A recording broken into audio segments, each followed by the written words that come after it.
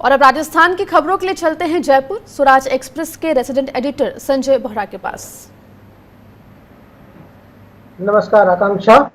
Corona से हम जीना सीख रहे हैं, उसके साथ जिंदगी की गाड़ी पटरी पर लौट रही है। अभी उसको गति पकड़ने में देर है, लेकिन कम से कम पटरी पर तो आई है।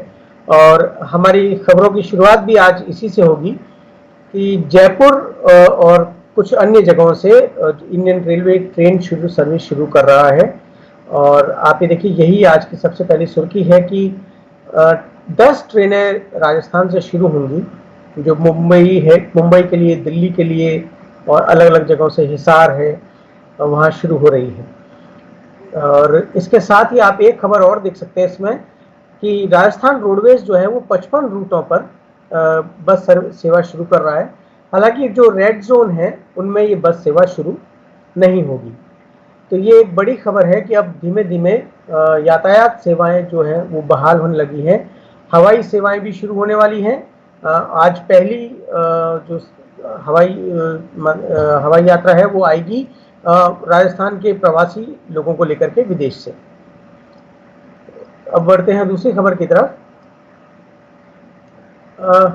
उत्तर प्रदेश के साथ राजस्थान में जो बसें जाने वाली थी उसको लेकर काफ़ी रस्साकशी रही दोनों सरकारों के बीच, भारतीय जनता पार्टी के साथ। लेकिन अब यूपी और उत्तराखंड के साथ बातचीत कर रही है राजस्थान सरकार, ताकि कोरोना के दौर में कई लोगों की जो मृत्यु हुई और उनका अंतिम संस्कार होने के बाद अस्थि विसर्जन नहीं हो सका, तो अब उस अस्थि विसर्जन के लिए राजस्थान विशेष बसें चलाना चाहता है और उसके लिए उन दोनों सरकारों से बात करेगा, क्योंकि हरिद्वार जाना है और वो यूपी से होके ही रास्ता जाएगा।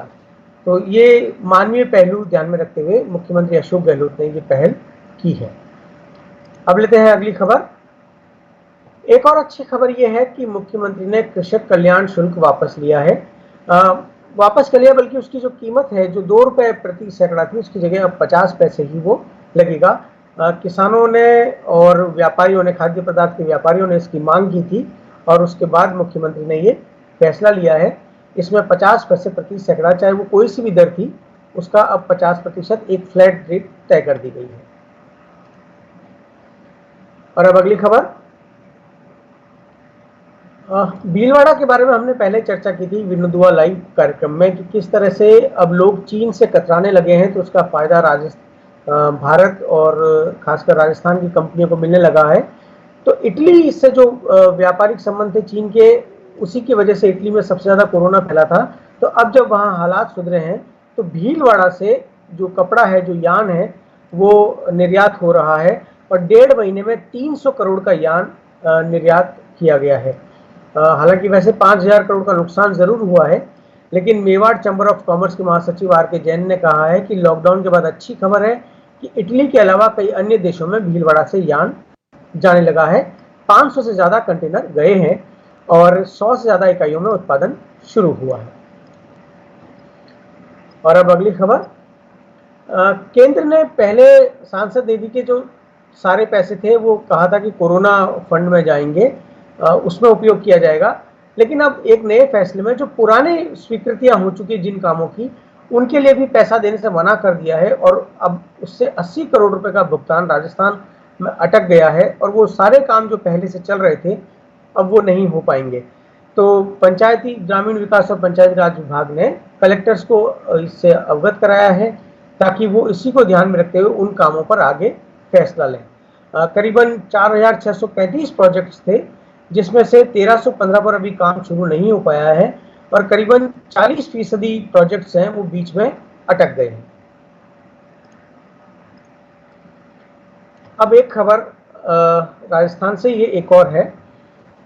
हमने देखा है कि किसानों और जो मजदूर हैं उनको लेकर के राज्य सरकार कई कानून लेके आ रही हैं, एंटी लेबर एक्ट हम उसको कह सकते हैं। और अब राजस्थान में, जैसे आप हेडलाइन पे मत जाइए, हेडलाइन कहती है कि act giving 45% of developed land to owners, जिनसे कि जिन किसानों से जमीन ली जाएगी।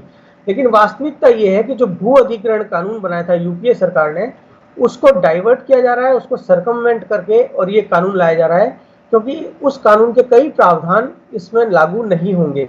तो किसानों को उनका जो रिहैबिलिटेशन है उसको खत्म करने के लिए, जो कि एक बहुत बड़ी समस्या थी, और सरकार अब केवल फैसिलिटेटर बनेगी।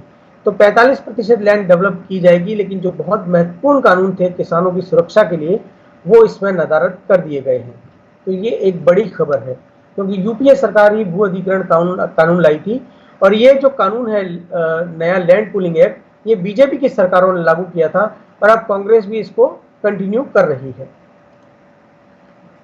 और अब एक खबर, ये देखिए, ये तबाही की पिक्चर है कलकत्ता में, आप इसी से अंदाजा लगा सकते हैं। हम थोड़ा संक्षेप में बात करेंगे क्योंकि आरबीआई गवर्नर की प्रेस कॉन्फ्रेंस होने वाली है, वहां हमको जाना है, तो आप इस तस्वीर से अंदाजा लगाइए।